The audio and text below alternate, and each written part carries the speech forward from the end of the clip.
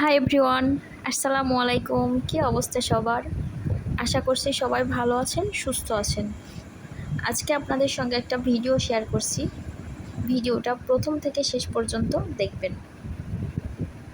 আর এখন যে সময়টা চলছে, এখন কিন্তু আম একদম শেষের দিকে। আর এখনকার এই আমগুলোকে কী আম বলে, এই আমগুলো আমি ঠিক জানি না, তবে দেখতে যেরকম, খাইতেও কিন্তু বেশ মজাই ছিল। মানে প্রায় শেষের দিকেই বলা চলে। এই যে এই আমগুলা অনেক সুন্দর, আর আম আমার অনেক প্রিয়। অনেক আম এখন তো শেষের দিকে, কিন্তু এই খুব একটা শেষের আম খুব একটা মজা হয় না, তারপরেও এই আমগুলা বেশ মজা ছিল, অনেক মিষ্টিও ছিল। আর আম কিন্তু অনেকভাবেই খাওয়া যায়। বাসায় যদি আম থাকে তাহলে তো কোনো কথাই নেই, আম খাবই। আর এই আমটা কিন্তু অনেকভাবেই খাওয়া যায়। সকালের নাস্তা হিসেবে খাওয়া যায়, আর বিকালেও নাস্তা হিসেবে খাওয়া যায়। আবার যারা রোজা থাকবেন তারা ইফতারিও করতে পারবেন।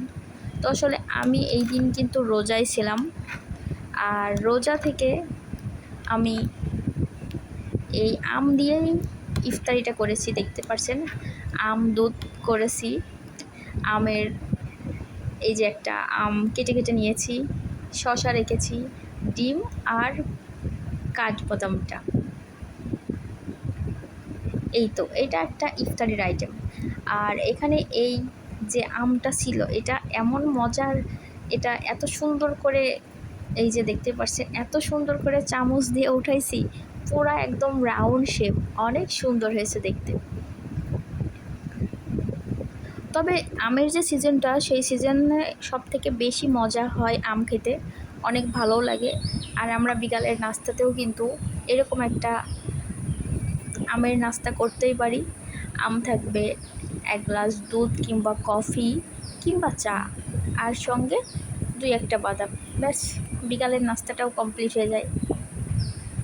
তো আজকের ভিডিওটা এই পর্যন্তই। আল্লাহ হাফেজ।